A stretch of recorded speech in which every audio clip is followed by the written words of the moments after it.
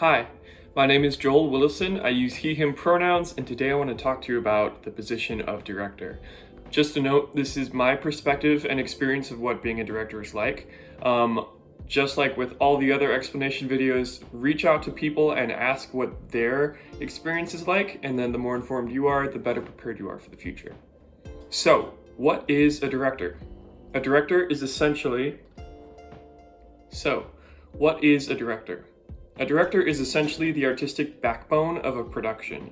So all these different departments will come to the director and ask questions, and it's their job to say like, yes, I think this will work, I don't know, let's have more information on this, and sort of to collaborate all these moving parts into one production. And so the director is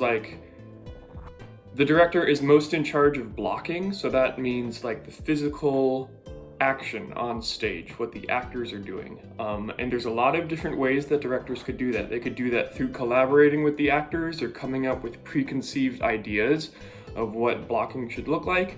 It really depends on the type of director that you are.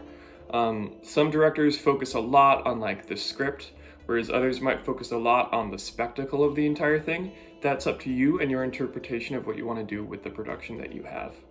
A typical day in the position could mean rehearsals, and that could be script work or it could be blocking work. So script work would be you working with an actor and figuring out what beats are where, and a beat is wherever there's like a subject change in a conversation.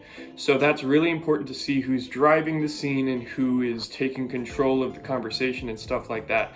And it really helps with actors and directors understand who's meant to be moving around on the stage.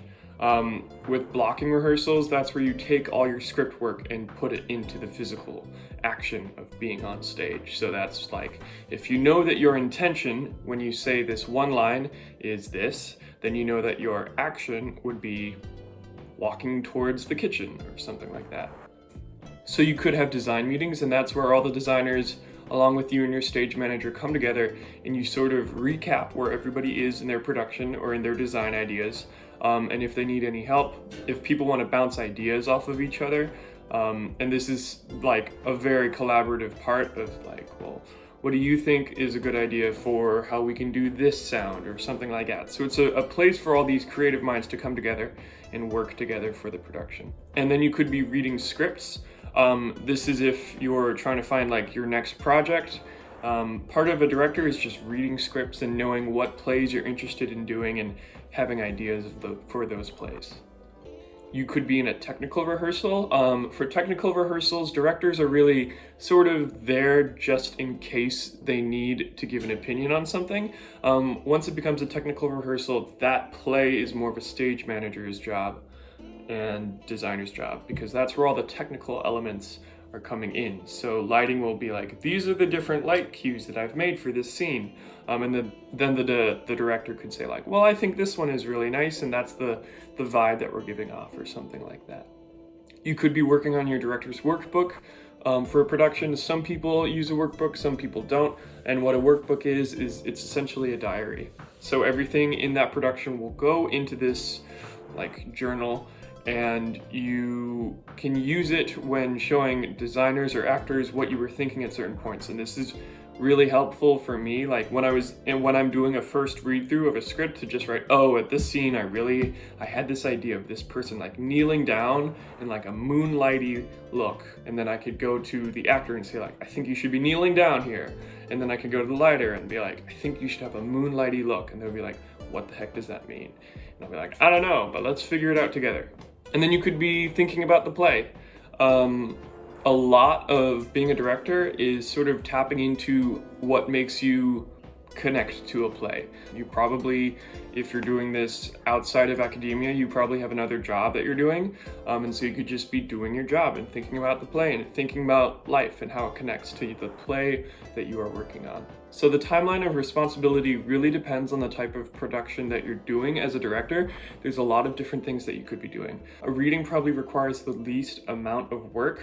And this is actors with music stands in front of an audience. And this is really for the playwright to hear their work being said.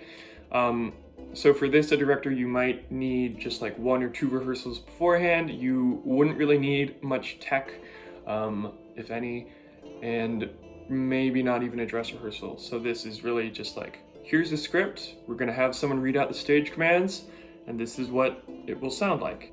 So workshops means the actors are still off book, which means they haven't memorized their lines. It could include some blocking, there might be some minimal tech, maybe a dress rehearsal. This is where you start adding more elements of the play, but it's still technically in the beginning phases of its drafting process. Here you'll have more rehearsal process. This is mainly for the playwright, but also if the actors have any questions about their character's arc, or if they want to work through some of like their lines or stuff, this is where it goes. So you will have a longer rehearsal range, maybe like 3 to 6, and then you'll be working with writers and actors during that. You might have a minimal tech as well as maybe a dress rehearsal. So a bare stage is what it sounds like. This is really where it's focused on the director. There's nothing on stage except maybe acting blocks, and acting blocks are like cubes, basically of wood that you can use as like a tree stump or a stool. This is where the director will be focused on their blocking and how they can manipulate the space and the stage to what they want. The rehearsal process for this is a lot longer. Odds are that you're encountering this in an academic setting, so it might be like 2 to 4 weeks. You'll have a tech, and then you'll have a dress rehearsal, and then you'll have the performance. And then you'll have half-tech shows and mounted productions. A mounted production is anything with more tech than what was already said. So before rehearsals start, you'll be having designers meetings, just seeing where you want to go with the production, seeing the different ideas that your designers are bringing to the table. You may have been the one to create that design team, or it might have been assembled for you from a producer or something. From that, you'll go into rehearsals and you'll still have designer meetings just so you can see where everyone is on the schedule, if anyone needs like someone to bounce ideas off of still. So just like keeping the collaborative spirit open, and then you'll have tech, dress rehearsals, and performance. So with all of these productions, your responsibility is basically done by opening night. You won't have to do anything new or add anything. By that point, it's more of the stage manager's play, and you won't be able to change anything. Position-specific terminology. So one of the big ones is freezing a play. So that means that the director won't change anything. And this is usually when you get to about tech. At that point, the play should be frozen, and that's where your responsibility kind of ends. You need to know your stage direction, so downstage, upstage, stage left, stage right, that kind of stuff. So blocking means anything physical that happens on stage. Intention means the type of emotion used when saying a line.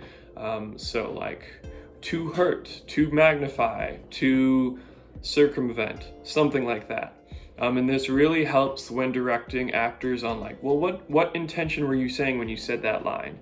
Why don't you try this intention? Have you thought about this intention? Something like that. So advice. My advice would be, don't be afraid to kill your precious darlings. So what I mean by that is you might have a really good idea for a play, but you should talk to your creative team about it as well. If the idea doesn't follow through with the entire play, or if it doesn't make sense in the grand scheme of what you're doing with the production, then you might have to take it out or morph it into something different, which is okay, and I know it hurts, but it's better for the production. If your creative team can poke holes into why it exists, then your audience can as well. Don't pass on an opportunity. If you are asked to direct anything, a bare stage, a reading, a workshop, then you should try it, you know? The more time that you have in a room directing, the more experience that you gain and the more knowledge that you have about what works well with you and what doesn't. Cast well. Directors are usually in the room where casting happens, and it's really helpful to cast someone that you think you'll work well with. Sometimes the best actor may not necessarily be the best person for the role just because of their way of working or how they work with you, or just some other factor that might come into it. Really try and hone down who you want to work with and why, and what you're trying to make out of this production. Thank you so much for watching this. I hope it was informative. If you have any more questions, please leave it in the comments.